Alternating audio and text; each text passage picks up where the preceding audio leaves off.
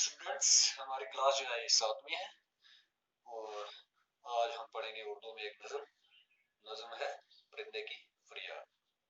एक परिंदा होता है, कहीं वो कैद होता है किसी पिंजरे में। किसमें होता है?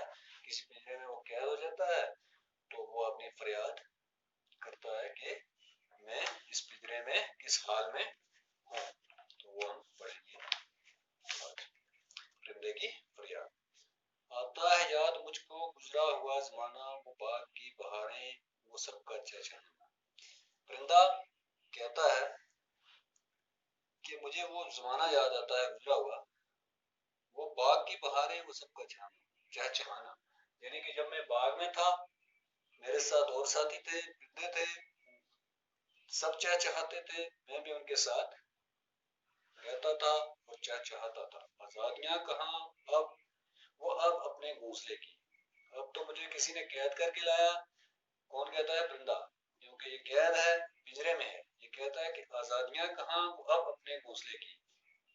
वो आजादियां कहाँ कि अपने घोंसले में आता था, अपनी मर्जी से आता था, खुशी से आता था और बाहर निकल जाता था। अब वो नहीं है। अब मैं क्या हूँ? पिंजरे में बंद। अपनी खुशी से आना, अपनी खुशी से जाना, यानी कि अपनी खुशी से मैं आता था और अपनी खुशी से ही चला जाता था।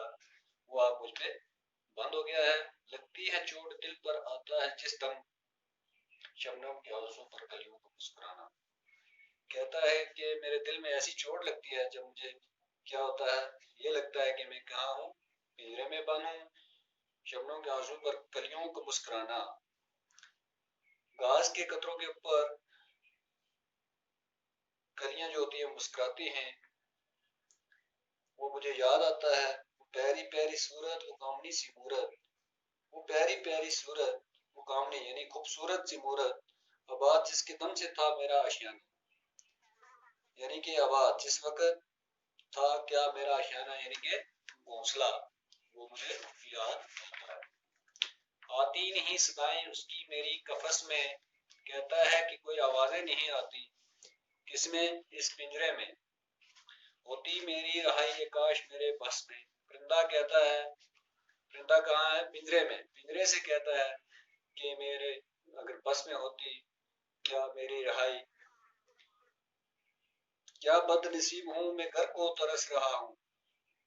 क्या कहता है परिंदा? कि मैं बदनसीब हूँ, इस पिंजरे के अंदर घर को तरस रहा हूँ। साथी तो है वतन में, मैं कैद में पड़ा हूँ।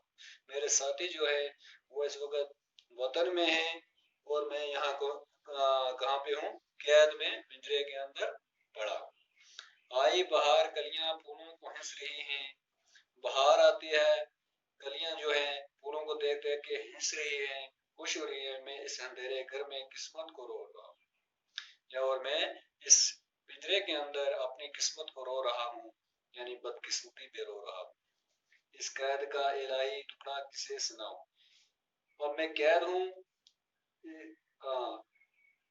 इस कैद का इलाही टुकड़ा यानी गम का हाल मैं किससे सुनाऊं। डर है यही, यही कफस में गम से न मर जाऊं। अब मुझे यही डर है कि कहीं ना कहीं मैं गम से मर ही न जाऊं। जब से चमन छुटा है ये हाल हो गया है, जब से बाग दूर हो गया है तो मेरा ये हाल हो गया कि मैं अंदर बंद हूँ, तरस रहा हूँ।